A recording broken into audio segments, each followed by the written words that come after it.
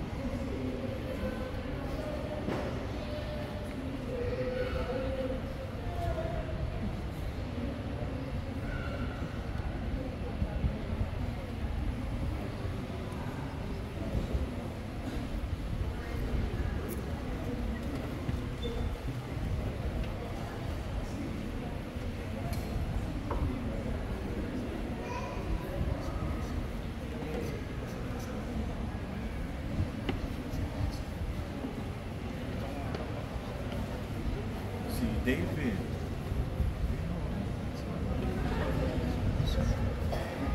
Gusto niyo po sa okay.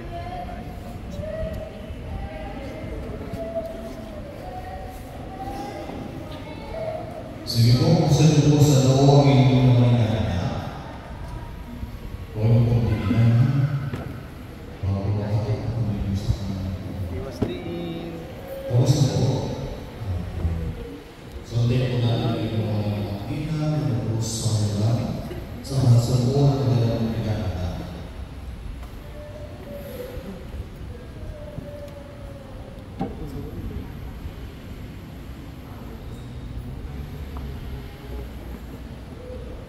Tapos na po yan. Kasama ko yung nila. Ayaw na po isa.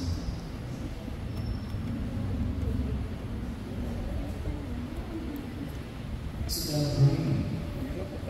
Nagusto na ba ng mga nito? Si Alvin. Nagusto na.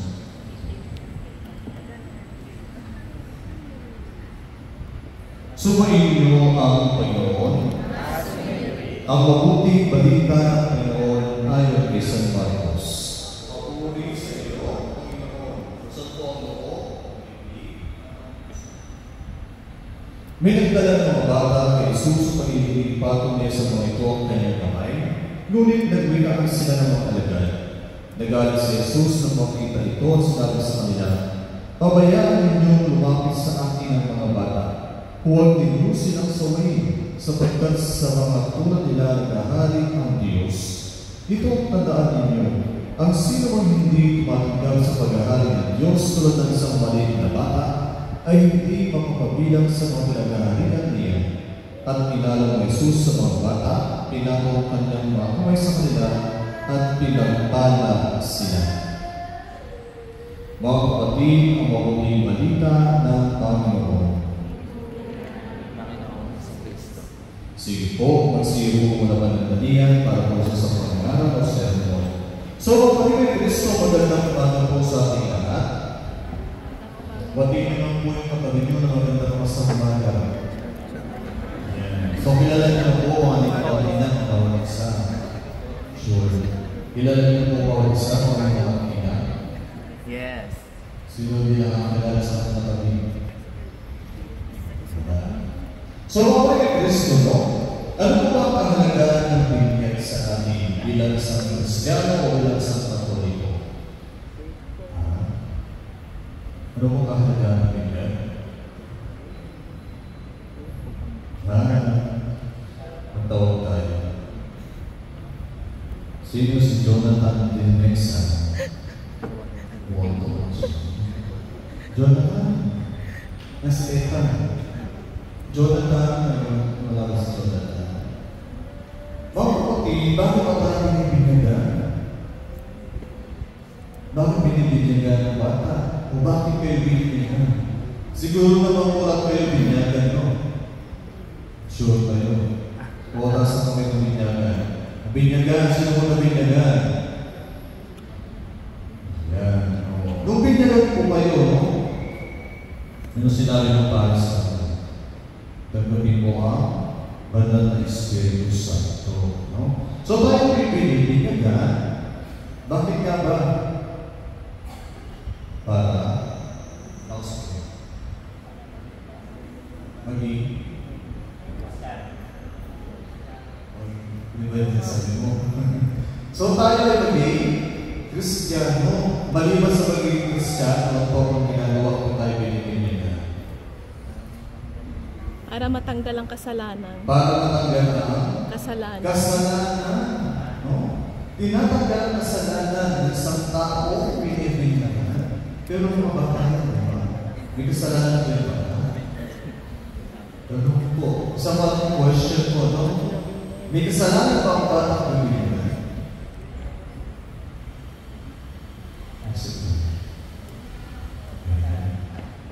Kasalanan? No?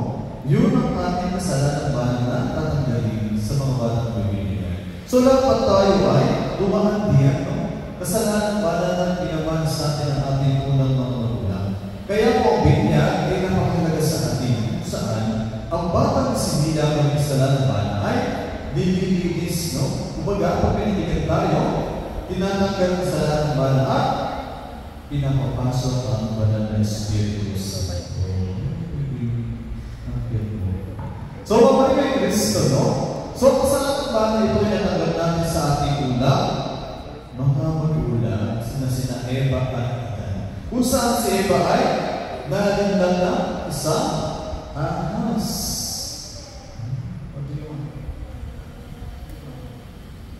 No, kapag kay Kristo, no? Si Eva, nagsimula ng kasalanan, di ba? Payo pa kayo doon, mga Eva. Sa inyo ba nanggaling ang kasalanan? Ha? Hindi. Mga Kristo, no? Kasalanan ba na ito ay ang pagsuway na mga unang magulang natin sa kautusan ng Diyos. Ano sabi niya? Kainin niyo ang lahat ng prutas na nandito sa loob ng paraiso, maliban sa gitna ng paraiso. So si Eva, naglalakad sa paraiso, no? At nakita niya ang prutas at naigaling siya sa prutas na iyon at kinain niya ang prutas na pinagbabawa ng Diyos. So, kapatid ng Kristo, no? Ang kasalanan naman ito na hanggang iyon ay kinamamit natin. So, ang kahalagaan din niya ay paglilinis sa pagkakasundo muli kay Kristo Jesus na natin Diyos. So, kapatid ng Kristo, no? Sinasabi sa kapatid natin na ang paghahari ng Diyos ay nakikita sa isang bata. Bakit tulad ni Jesus na ang paghahari ng Diyos ay sa isang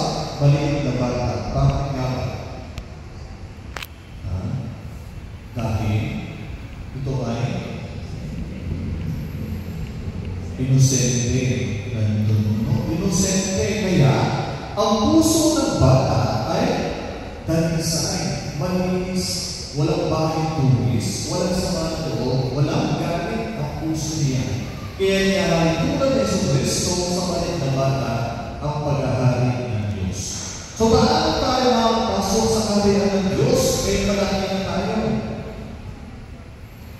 Bumalik tayo, binyagan tayo, nandiyan pa ang banal na Espiritu Santo. Nasa atin pa siya. Pero ito yung hindi mawawala dahil sa kasalanan natin ginagawa. No, ang banal na Espiritu na mawala sa atin sa sabi ng Jesus, no? Ang inyong katawan ay pinanahanan na banal na Espiritu. So, nasa atin na ang banal na Espiritu. Pero ito ay unti-unti umaalis o hindi na mamatay dahil sa patuloy nating paggawa ng kasamaan at kasalanan. So, may pagmalalaki na tayo paano namin dinilisin ang ating sarili. Bibigyan mo muli? Bibigyan ba? Hindi na. Sinasabi ko sa atin, di ba? Minsan lang tayo binibigyan. So, paano natin natanggalin ang kasalanan natin bago tayo makapasok sa kaharian ng Diyos? Ay hindi na tayo bata. Sa pamamagitan na pang-umpisan. Pag ikaw yung umpisan, ikaw yung muling pinagiging sa iyo sarili. Naging pagkasundo ka muli sa Diyos at nangangawa sa Diyos na hindi mo na babalikan pa o hindi mo na uulitin ang mga nagawang kasalanan. Pero tayo, tao lang tayo na nagkakasala. So, paano natin i-maintain ang kalinisan natin? So, ang gagawin natin, sundin ang utos ng Diyos. Sundin ang 10 utos ng Diyos. At sundin ang 2 utos ni Jesucristo para sa atin. Ano po ang 2 utos ni Jesus?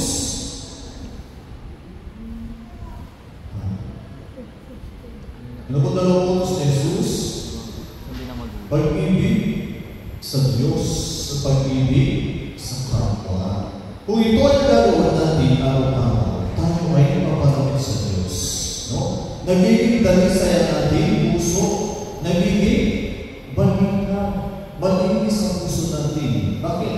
Hindi tayo nagkakaroon ng sama o kasalanan kung iniibig natin ang bawat kapwa natin. Diba? Ang 2 utos ng Panginoon ay hindi pwedeng isa lang. Kailangan 2. Ibig sabihin, hindi mo pwedeng mahalin ang Panginoon kung hindi mo mamahalin ang iyong kapwa. No? So, paano mamahalin sa kalakihan? Hindi na pwedeng mahalin mo ang kapwa mo, pero hindi mo minamahal ng Diyos. So, kailangan 2 ito ay natin magkasama.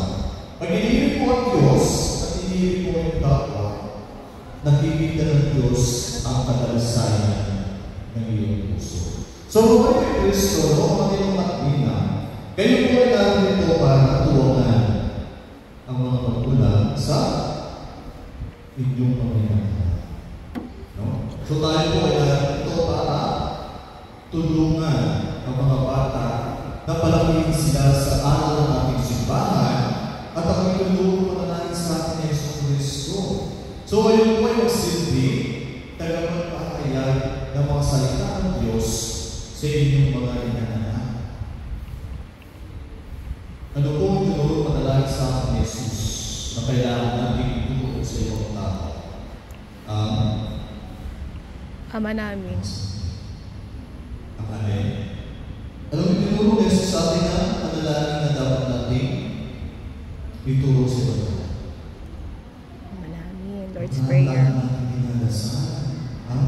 Ama namin. Nandiyan sa lagayan ng tanim. So yun po, diba? Sabi namin sa mga taong nakikinig sa akin, Panginoon, turuan niyo po kami manalangin. So ano sinabi ni Jesus? Kapag kayo nananalangin, ito ang inyong banggitin. Ama namin, sumasalangit ka sa bayong nalalangin. Yun po ay paggaway sa ating araw-araw. Yun po magbibigay sa atin ng panagtaas sa araw-araw. Kaya nga po, ano yung magdina? Kayo po natin ito para maging guro ng inyong inaanak. Huwag niyo po palakihin ang bata sa mga material na bagay. Baka po, mga bata na po yun, may cellphone na. Baka ngayon sila ng bata ay may kakambal ng cellphone. No, ibig sabihin, huwag po sila i-attach sa mga mundong bagay. Ano po dapat itulong natin? Pagmamahal, pagrespeto, paggana. Kasi mga bagay niya, hindi niya magdadala. Pero ang pagmamahal na tutulong niyo sa kanila, yan ang magandang regalo na ibibigay niyo sa kanila. Kaya ang mga panigay Kristo, itong tinuturo sa ating simbahan. Maging bata tayo. Ang maging bata, ang puso natin gawin natin dalasan upang tayo makarating sa kanila ng ating Panginoon sa Kristo. Kaya ang mga panigay Kristo, tinuturo tayo sa ating Ebanghelyo na kailangan ang puso natin ay kasindilis ng puso ng isang bata.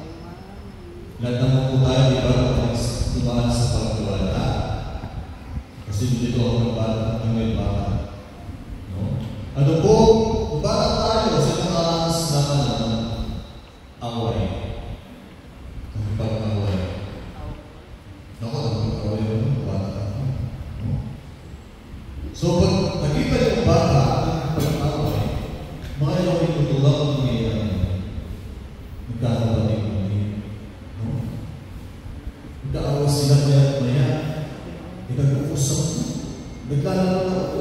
Sa ganun po, tinitignan ng Panginoon Kristo sa atin. No? Ang puso ng isang bata, ang pusong bata na dalisay at malinaw, ang gusto nito iwalak sa atin. Upang tayo maghalian ng Diyos.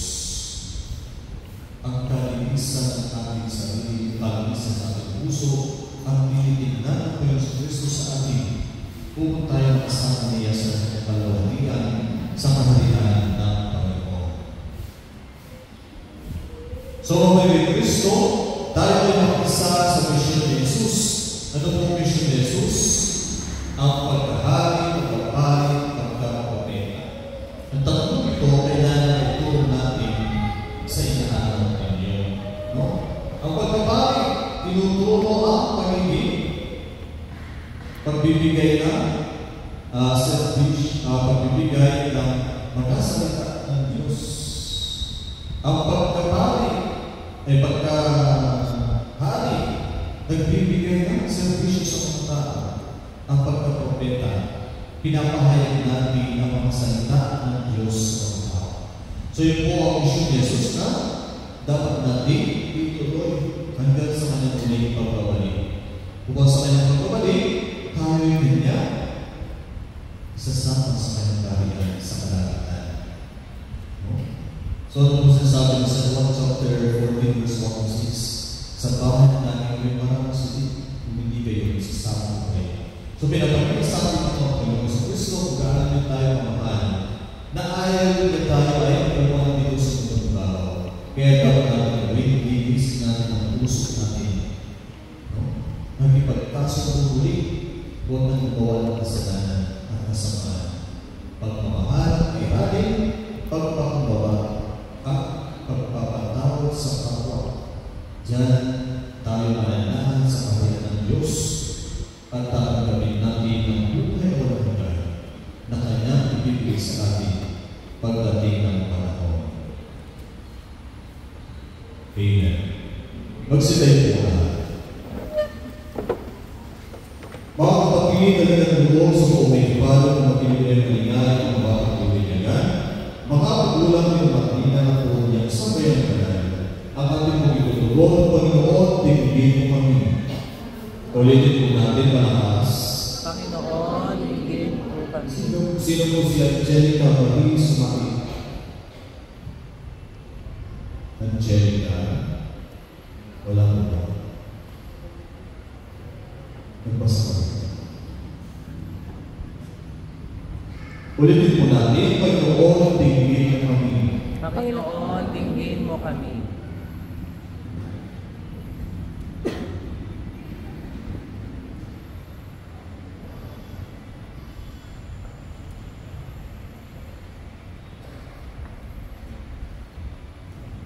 Para sa banal na sambayanan sa ating lupain, upang sa pamamahay ni Pedro, Pastor na banal, at ni Pablo Tagapagmahal, masipag niya kay palagalan ang mga balita sa ating kapuluan at sa iba't ibang bansa. Manalangin tayo sa Panginoon. Panginoon, dinggin mo kami. Para sa mga binigyan, upang ang mga anghel ang tumutubay at magdanya sa kanila sa lahat ng masama. Manalangin tayo sa Panginoon. Panginoon, dinggin mo kami. Para sa mga mag-anak, upang mamalagi sa nagtapat sa kanilang pangako sa binyan, at alinsunod sa halimbawa ang banal ng mag-anak na sina Jesus, Maria, at Jose. Sila'y manatiling nagmamahalan at nagmamalasakit sa isa't isa. Manalangin tayo sa Panginoon. Panginoon, dinggin mo kami.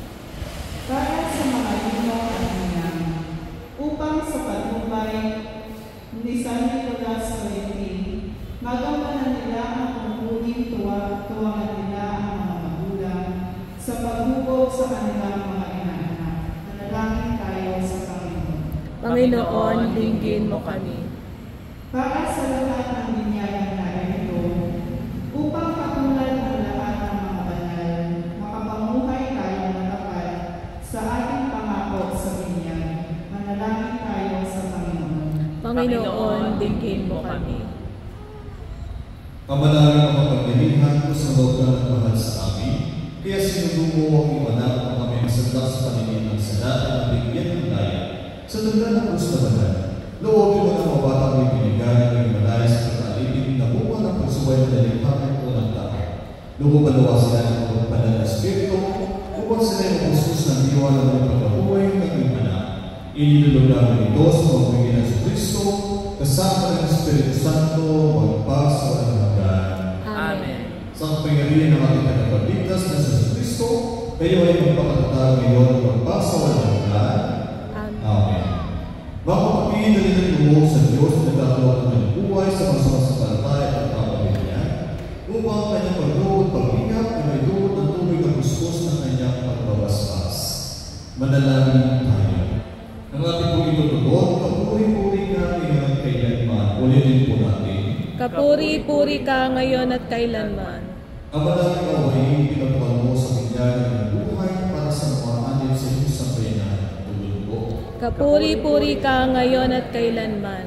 Ang manalangin mo pagkalinga, nagkakisa mo mga kamandat at pagbibinyag sa tubig ng Espiritu Santo upang maging mga kapatid ni Hesus Kristo. Tulog po. Kapuri-puri ka ngayon at kailanman. Ang manalangin pagmahal, itas mo mga kamandat sa Espiritu ng pag-ibig upang magamit ng iyong kapayapaan. Tulog po. Kapuri-puri ka ngayon at kailanman. Ang manalangin pagbala, hinirap mo mga bininagan o masayang pahayag o puting balita ni Kristo para sa kanan. Tulog po. Kapuri-puri ka ngayon at kailanman. Ang manalangin ng bigat at buhay ng sasan at luping anak-taan para sa mga bininagan ng mga hinirap para sa pagsilang pananampalataya ng simbahan na naghahatid sa buhay sa kalangitan sa pamamagitan ng Kristo kasama ng Espiritu Santo magpas sa walang hanggan. Amen.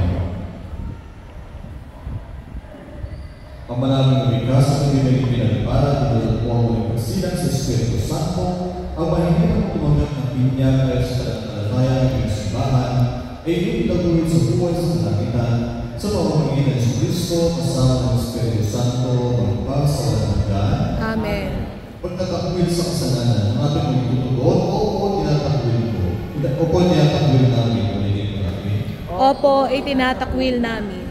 Mga minamahal na magulang ng inyong akina, noong tayo ay binyagan talaga ng labing sa Kristo.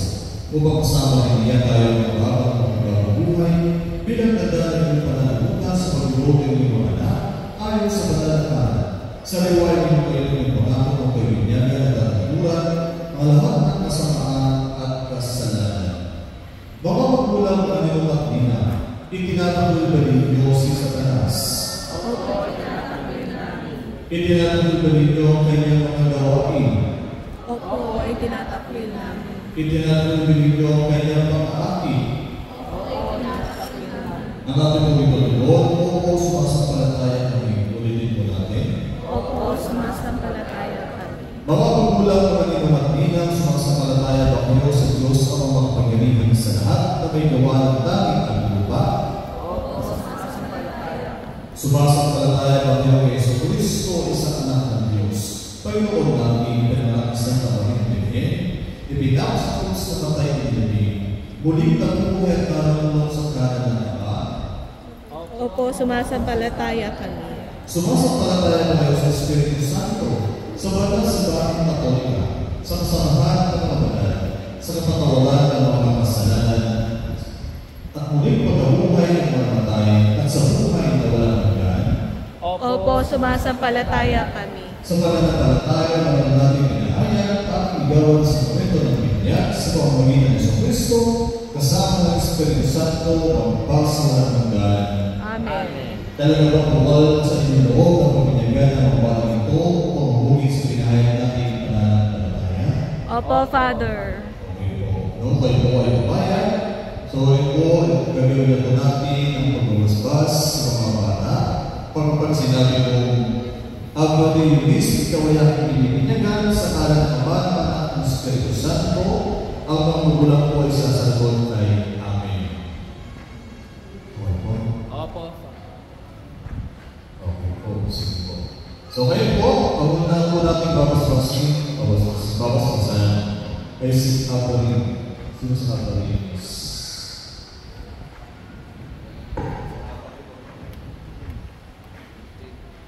Mga magulang po.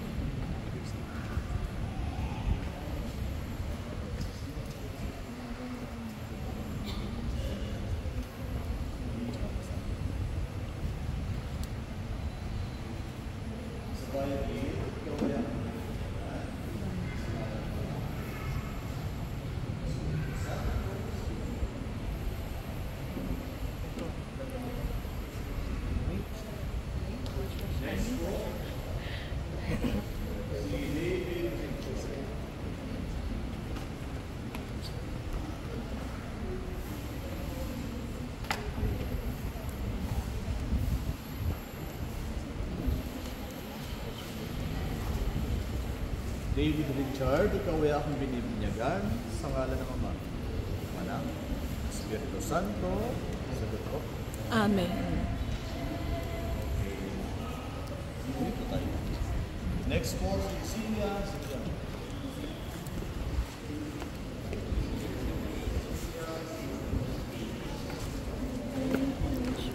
Na-press ko niya.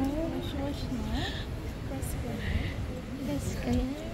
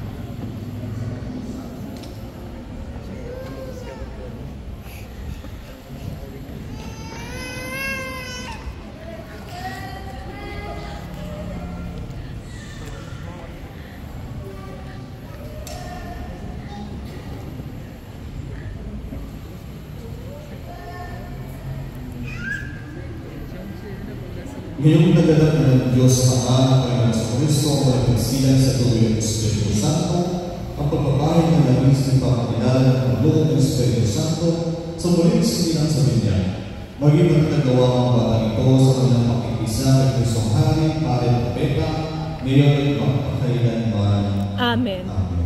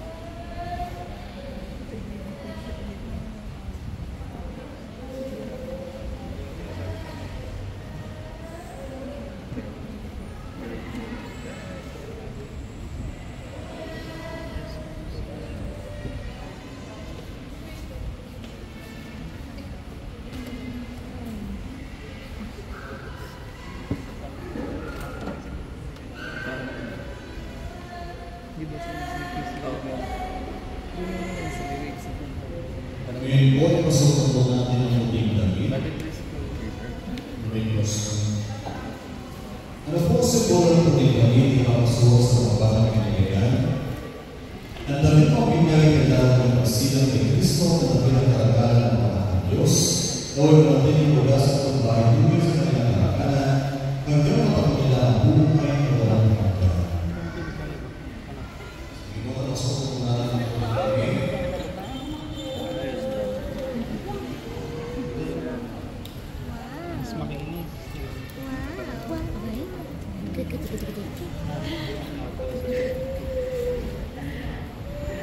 Okay lang po, may gusto na po po rin kami. Tayo lang nagbigay dahil kay Jesus na ating ilaw sa diwa ng ating isipan. Si Jesus Cristo na buhay siya at ating kalimutan.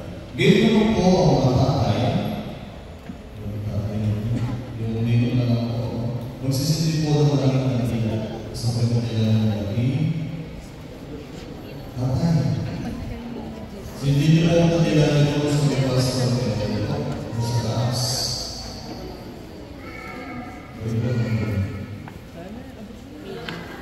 Ano po ang simbolo ng kasaling kanina? Kapag yun po ay tinagyan ng mga magdina, kayo po ay makakong sa iyong responsibilidad bilang mga magdina na kayo ay puno sa mga pagtutulan ng mga magulang.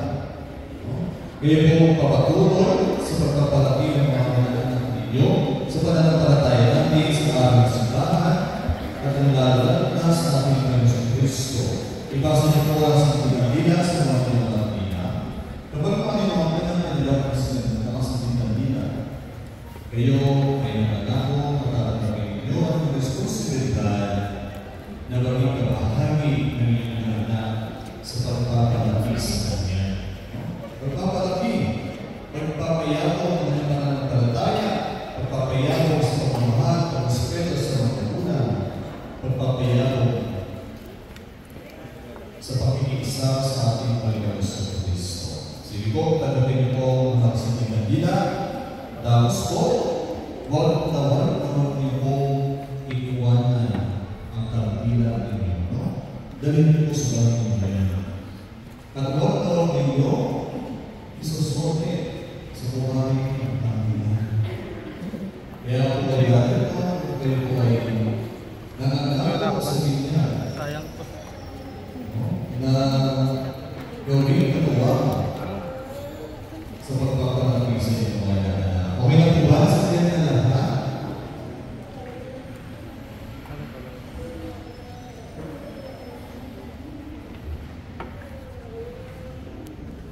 Ang ilaw ay ito'y ganda ng mga ng Kristo at tinanggap ng mga bagong Biblia. Sa puto ng mga magulang ko ng mga dina, naway magkalag ito sa kanyang puso't diwa hanggang sa pagkawan ng Kristo ating Panginoon. Naging na tayo ng Kristo, tulog tayo ngayon sa ating ba, na mukhang nagkakalan buhay na talagang sa ating Panginoon.